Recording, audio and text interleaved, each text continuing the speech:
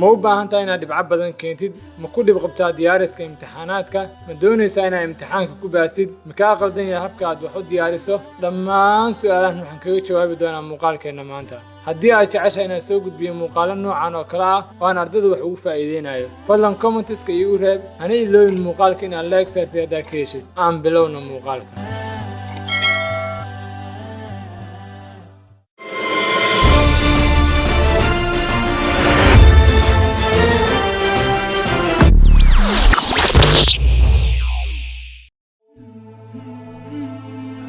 السلام عليكم داود marka laga hadlayo inaad shay naftaada hormarisid waxaad u baahan tahay inaad qabato hawlo adag oo aad u qabanaysid si kala gooniya ama adigoo isdhexgelinaya sidaa daraadeed maanta waxaan halkan kuugu soo gudbinayaa 10 wado oo haddaad si kala gooniya ama si isku dhexdarida aad u qabatid kaa saacidayna imtixaanka aad gelayso ka miro dhaliso guulna aad ka gaarto kana horumarto ardayda kugula jirta tartankaas iskuulka ama jaamacadda ah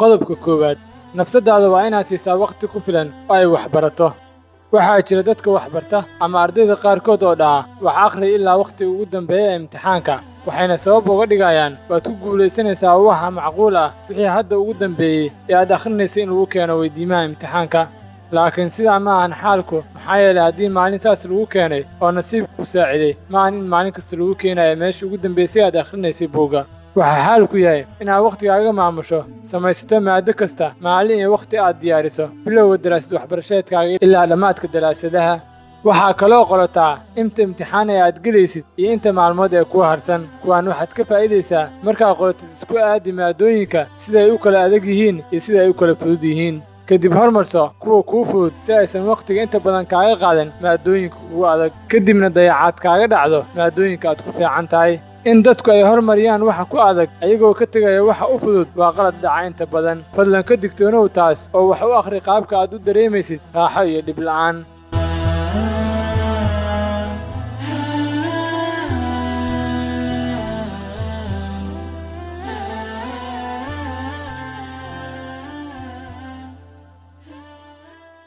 qodobka labaad hagaagso goobta aad wax ku diyaarsanaysid iyo sida aad wax u diyaarinaysid iska hubi meelahan ma haysataa wakhti kugu filan oo aad ku fiiriso waxyaabihii aad ka kaysatay hadalka macallimiinta iyo macluumaadkii buugaagta ku qornaa ma haysataa iftiin kugu filan oo aad wax ku diyaariso ma haysataa meel ama fadhi ku habboon inaad wax ku diyaariso sida kursiga miiska iyo deganaanshaha meesha aad wax ku diyaarinayso iska xir social mediyaha ama baraha bulshada kuwa aadan waxba ka faa'iideyn kaliya kaa luminaya wakhtigaaga aad wax ku diyaarinaysid iska jooji haddii aad leedahay hiwaayad ama dabeecad sida inaad geym iyo wax la mida ciyaarto inta badan intaan waxay kaa dhexgelayaan inaad si fiican wax u diyaariso marka iska jooji wax kasta oo kaa carqaladayn lahaa wixii aad diyaarinaysay marka intaad samayso kadib garo habka inaad wax u diyaariso aad jeceshahay dadka qaar waxay jecel yihiin meel aan buuq lahayn inay wax ku diyaariyaan dadka qaarna dhegaysiga shay ayay wax ku diyaariyaan dad kale oo waxaa jira iyagana jecel meelaha la buuxo inay wax ku diyaariyaan kuwo kale ayaa jira iyagana door biday inay wax ku diyaariyaan meel wax kasta ay toosan yihiin oo haddii hal shay ka qaldan yahay ka lumaya in ay diiradda saaraan waxa ay diyaarinayaan sida inuu buugaagta dhan haysto inuu kombiyuutar haysto inuu internet haysto in guriga dhan hagaagsan yahay oo hal shay hadduu ka qaldan yahay waxma kuma diyaarin karo sidaa daraaddeed garo midka aad tahay adiga oo ku dadaal inaad hesho meesha aad ku habboon tahay inaad wax ku diyaariso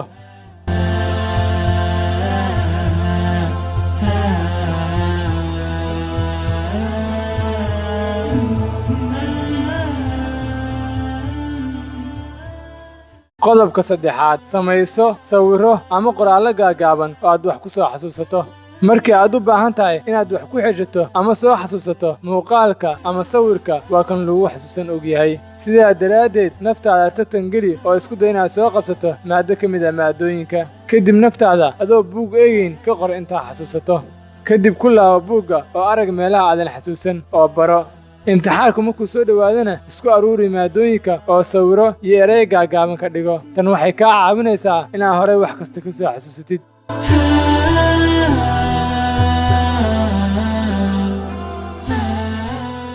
qodobka afraad ku laabo imtixaanaadkii hore ee aad hore u gashay. Tan waa habka ugu wanaagsan ee imtixaan loo diyaariyo, inaad ku laabatid weydiimihii hore lagu weydiiyey sida ay ahaayeen. qaabkan waxa uu kaa caawinayaa inaad fahantid habka uu imtixaanka u imaanayo iyo meelaha wax lagaa weydiin karo inaad garatid. sidoo kale waxaa muhiim ah haddii aad waqti fiican haysid inaad mawduuc kasta waqti fiican siisid oo aad ku diyaarisid. qodobka shanaad, u sharax dadka kale waxaa baratay. waxaa macquul ah ama dhacda in qoyskaaga ay kugu buuqaan xilliga aad ku jirtid inaad isku diyaariso imtixaanka. sidaa daraaddeed ayaga u adeegso qaab aad ku faa'iido. yaab, sidee ku dhacaysaa inaad buuq faa'iido u beddesho? haddaba sidaan raac oo ku beddel faa'iidadaada. su'aal ayaad weydiinaysaa oo ka mid ah waxa aad diyaarinaysid. marka ay garan waayaanna waa uga jawaabaysaa. sidaan markaad samaysid maskaxdaada si cad ayay ugu qormaysaa, maadaama aad si fiican u maqlaysid waxa aad sharaxaysid. xusuusna waad ka helaysaa. su'aalahaagana ku salee meelaha aad is leedahay way adag yihiin. weydiimahana way ka imaan karaan.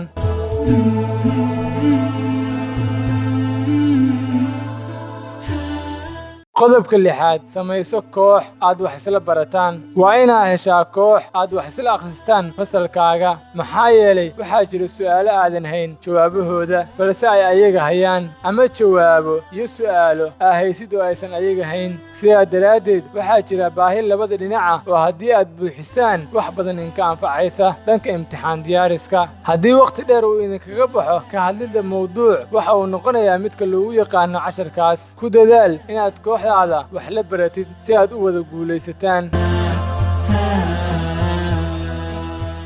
qodobka toddobaad, nasiino qaado waqtiyada qaar. waxaa laga yaabaa inaad ku fikeraysid inaad wakhti badan wax akhrisid inay tahay sida ugu fudud ee wax loo barto, laakiin sidaas haddaad samaysid wax badan ma soo saaraysid, waayo waad daalaysaa, maskaxdaadana si fiican wax uma qabanayso. tusaale, haddii aad tahay tartamaa orod, ma ahan inaad 24 saac maalinkii aad oroddo si aad guul u gaarto, balse waa inaad waqtiyada qaar nasiino qaadataa si maskaxdaada iyo jidhkaaga isku soo kabaan.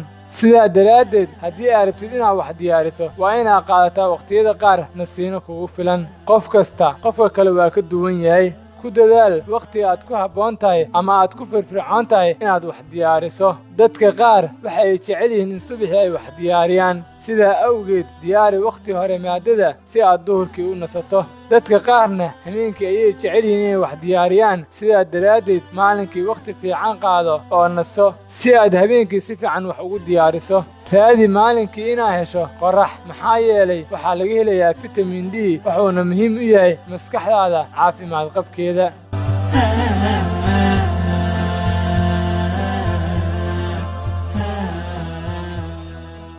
qodobka siddeedaad, cun raashin u fiican maskaxdaada iyo xusuustaada. inaad cuntid raashin waxay kor u qaadaysaa tamarta jidhkaaga iyo maskaxdaada. sidoo kale waxay kuu sahlaysaa inaad diiradda saarto waxa aad qabanaysid ama diyaarinaysid. kana fogow cuntooyinka aan waxtarka kuu lahayn oo ay ka maqan yihiin nafaqadii uu jidhka u baahnaa, oo waxaa qaadataa cuntooyinka waxtarka kuu leh, jidhkaagana anfacaya, xusuustaadana dib u soo celinaya, sida malayga, ukunta, khudaarta cagaaran, looska iyo dhammaan waxyaabaha kale aad tamarta ka helaysid. sidoo kale imtixaanka ka hor waa inaad cuntaa raashin fiican oo aad ka helaysid nafaqo iyo enerji si aadan ugu daalin imtixaanka, suus fiicanna u yeelatid.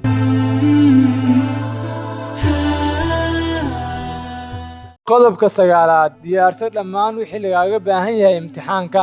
qodobkan waxa uu kuu tilmaamayaa inaad diyaarsatid dhammaan waxa aad u baahan tahay si aad imtixaanka u gasho. ha ahaado wakhtiga lagu rabo, ha ahaado qalinkaaga, ha ahaado dharkaaga yunifoomka, ha ahaado xisaabiye ama kulkuleetar iyo dhammaan wixii kale ee sharci ah ee u degan imtixaanka, maadaama shuruudaha iskuullada iyo jaamacadaha kala duwan yihiin. kuna xisaabtan mar walba wakhtiga imtixaanka uu yeeraan inaad 30 daqiiqo ka soo hormarto ama ka badan.